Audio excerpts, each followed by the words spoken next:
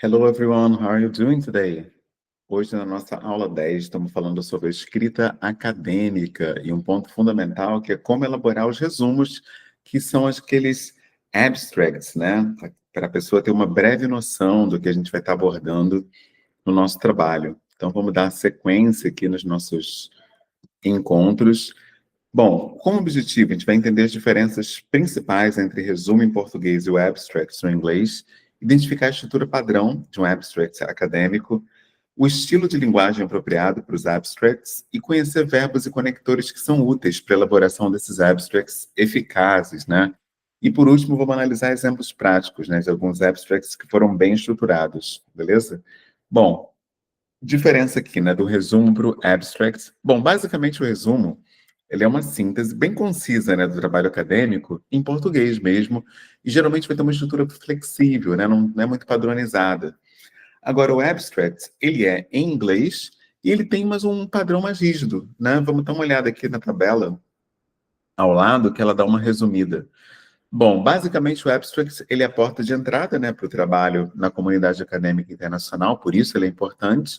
E quando ele é bem estruturado, ele aumenta muito a chance do artigo ser lido, citado, reconhecido, né, que é por ele que as pessoas vão ter um raio-x do trabalho. Então, vamos lá.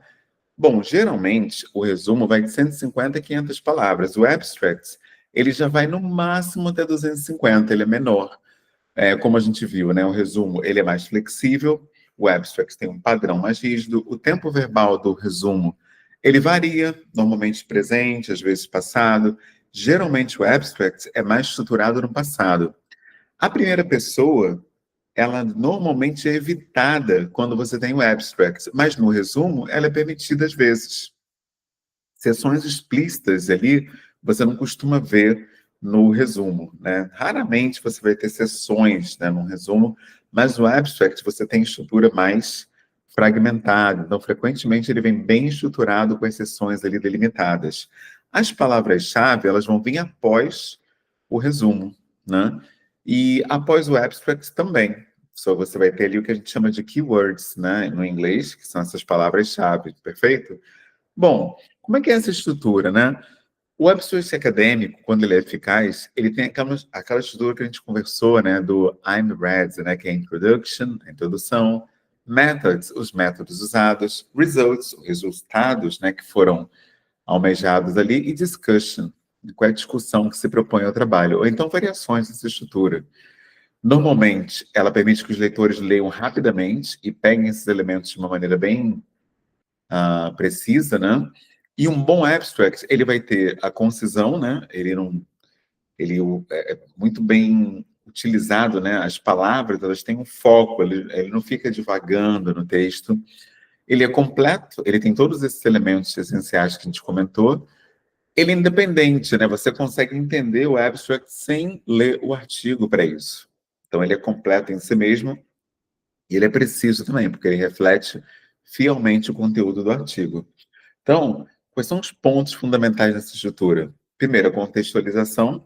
Geralmente, ali, 25% do texto vai te contextualizar o leitor, apresentar o problema, a justificativa do estudo.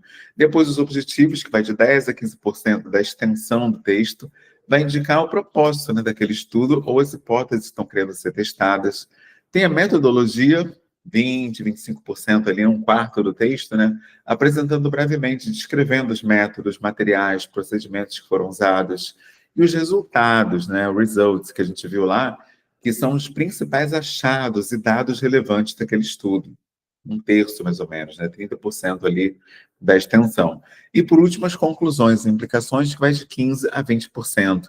Vai sintetizar as principais conclusões e implicações daquele estudo. Eu coloquei uma frase aqui para cada um, só para ilustrar, né, o que eu estou querendo dizer. Então, contextualização.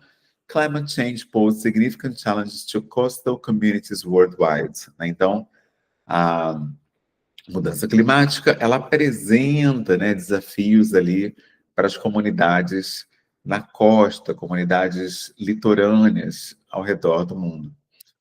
Objetivos. The study aims to assess the vulnerability of transportation networks. Ou seja, esse estudo visou avaliar a vulnerabilidade das redes de transporte.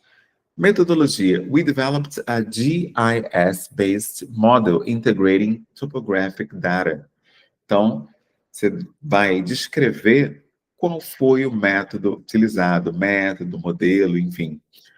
Resultados, né? The results revealed that 23% of critical transportation infrastructure, ou seja, o resultado revelou que 23% da infraestrutura de transporte central, né? E aí você vai trazer ali a conclusão do resultado. E, por último, as implicações.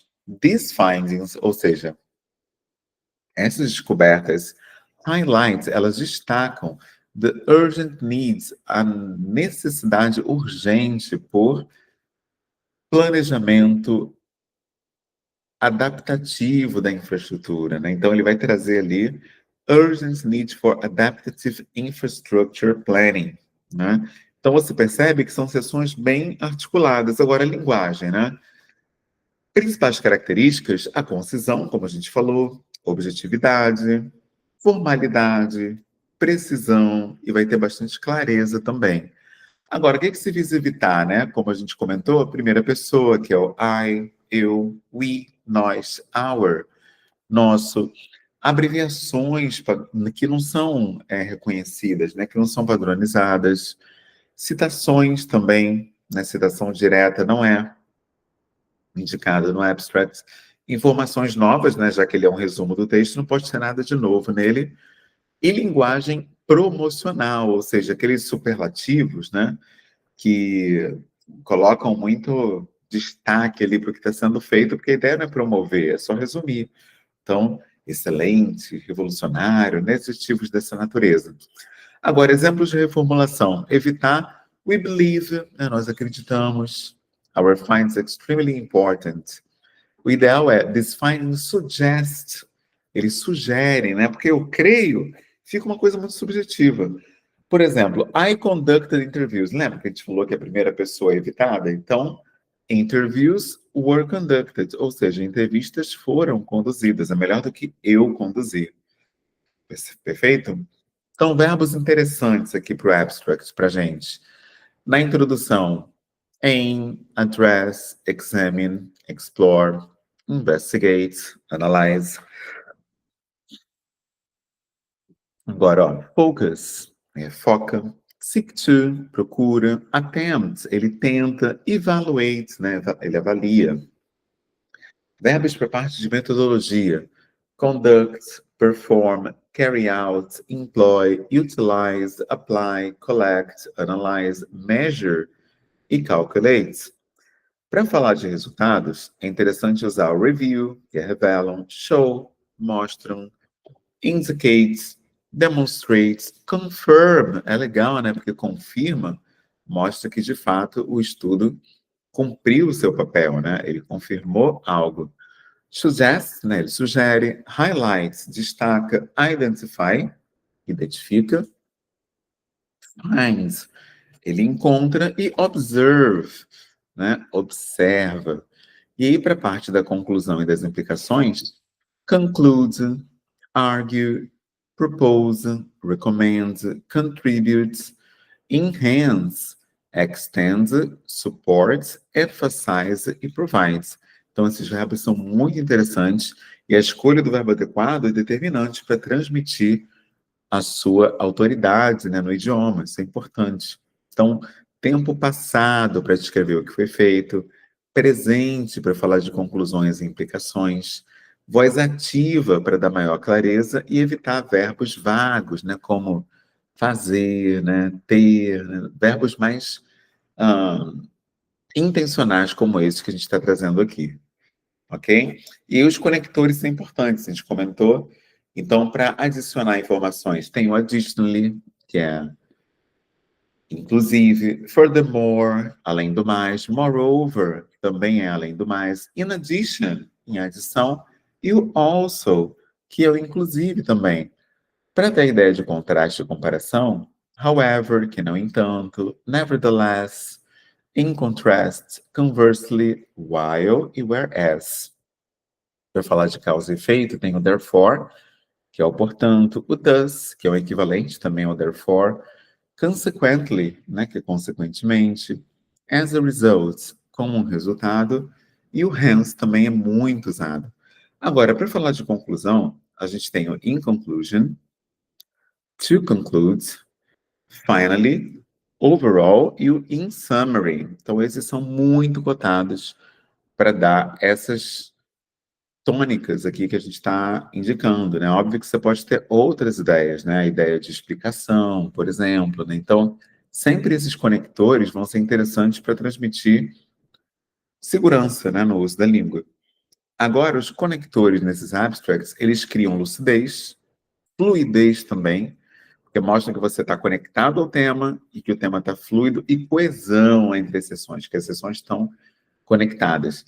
Eles dão relações lógicas entre as ideias, eles economizam espaço também no texto, mostra o domínio da linguagem, como a gente estava falando, da linguagem acadêmica, e facilita também a compreensão para o leitor.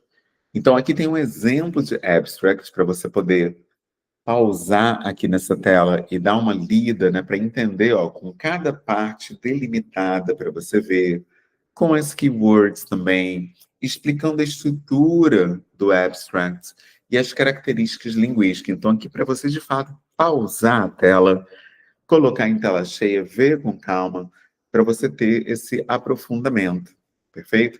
Eu vou colocar esse material também no nosso grupo, para vocês poderem aprofundar também essa leitura, ok?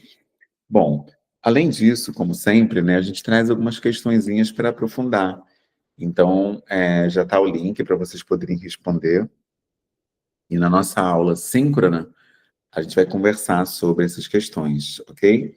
Então, qualquer dúvida que surgir, agora que a gente está no módulo texto, que é um módulo mais mão na massa, a gente troca juntos, perfeito?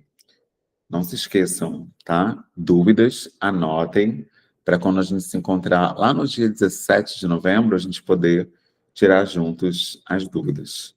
Perfeito? Então, tem o gabarito no material também, mas é importante utilizar esse momento para uma prática adicional. A gente se encontra dia 17, hein? Não se esqueçam, anotem aí. Um abraço e até lá. See you!